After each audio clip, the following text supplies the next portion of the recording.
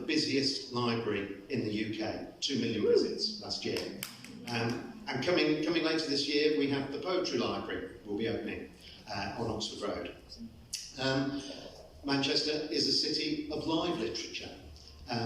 Up to 50,000 people each year come to events like this in Manchester. It's a story that's not really told. People don't realise that many events are happening. And that's one of the jobs of City Literature, to tell that story better and to more people and wider. And Manchester is a city of poetry. There's many aspects to that, but we've got poets in some very significant high-profile roles. The Chancellor of Manchester University, Chancellor of Salford University are both poets, Lem Sissay and Jackie Kay. The Poet Laureate from 2009 up until last year, Caroline Duffy, is the head of Manchester Writing School at MMU. And you'll find poets everywhere in Manchester. So lovely to be part of this event. We're in a library, it's a live event, and there's poetry. And then, to make it even more perfect, there's cake. So there's cake. Do you know what that means? It's a real big achievement. And Ivan is the executive director, so many congratulations to you for that wonderful toast. And thank you to all of you for coming here, joining us.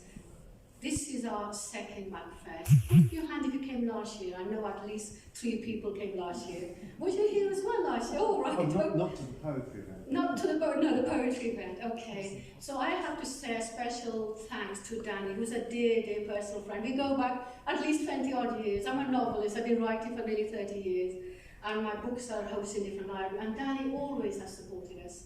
So obviously, being literature, where can we host it? Library, and Central Library is central to this work. And if you walk through the doors downstairs, what is hanging up there? So I'm really grateful to the Central Library for hosting us, the Macfest banner, which is and does dance, which also focuses on movement. She is passionate about creating innovative and participatory pieces. Her works have been shown in Europe, the Far East, Asia, and she has been part of the International Festival here in Manchester.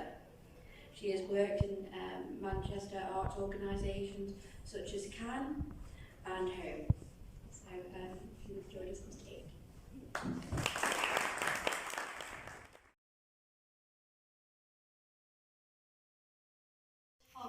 So tight that your sadness flies away. Let's hold hands so warm that our hearts sing and the world filled with music of our hearts. Let's look at each other's eyes. Let's look at each other's eyes with love and believe to change, that the peace words fly our eyes. With every blink, the peace shouts from our eyes. Imagine the loud shouts of peace from our eyes. Let's stomp our feet with belief to shake the ground. And when the Mother Earth opens her eyes, let's hug her and tell her we are here. We are few, but we are here. I want to dry her eyes where the tsunamis happen. Trust me, that's the way. I want to calm her down. I want to tell her that Australia burned. I want to give her a blanket. She is shivering, and earthquakes get so deadly. I want to calm her down, that not only we are hurting her, we are killing ourselves. I want to try to hold my tears and tell her we need her. There is no other planet we can live. I want to tell her Hollywood movies lies. We haven't found a planet that we can live, and no alien attack us yet. So don't cry. There's a young generation that is helping. We are here. We are few, but we are here. And the last one. You greeted me as your sister, kissed my hands as if I crossed oceans to be here.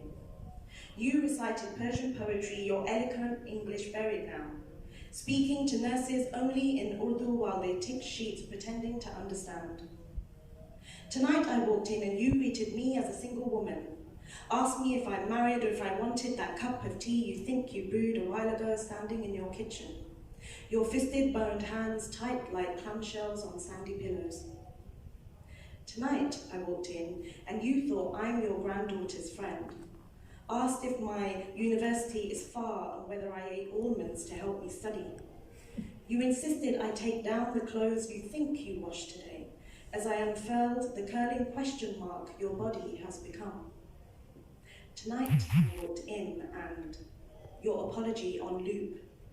Sorry, मैं भूल गई हूँ, मेरा कोई नहीं है. जिसका कोई नहीं होता, उसका खुदा होता है. The film Surely. You recreate my bloodline every day. आपको पता है? You are Nazia. Your brothers are Farouk and Aftab, lodgers living in our house 40 years ago. You still think Sufyan is 14. Insist at 6 o'clock to make roti for your husband. Shout to whoever's listening, wake my mother up. She died 5 years ago.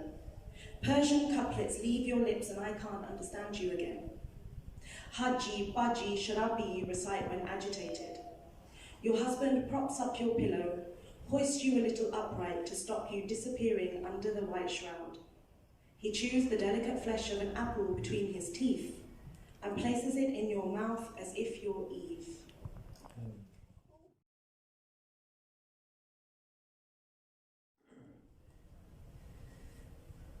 Dear Moon, are you listening? I know you're there, veiled by this night. I'm drowning in darkness, where is your guiding light? Here, in my motherland, me and my father left here, broken with grief like the dregs tossed by the tide. We are but wandering wreckage, as we drift without our anchor. Who knows which way to go? I wind down the window as we drive through the swarming roads of Sylhet. Ads for beauty creams and cheap mobile phone deals. Overhead, lines of electricity wires scribble across the sky. Cars and bikes and rickshaws and buses. The people and the streets swirl around each other like a carefully choreographed midday rave, a thumping soundtrack with Bengali lyrics. It feels like the entire city squeezed into a washing machine. Standing here in Kamal Bazaar, my parents' village, the houses in the distance like fragile brown boxes wearing metal conical hats. In front of us, a courtyard surrounded by luscious palms with children leaping and splashing into a lagoon. I can smell the softly whispering rice fields and hear the grasses humming with the breeze. It's like heaven has fallen out of the sky and landed at my feet as I step into the footstep of my mother's past. Dear Moon.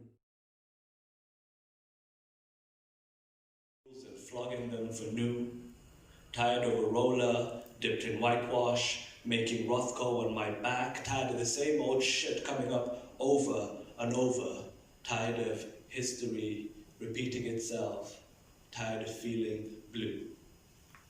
Period.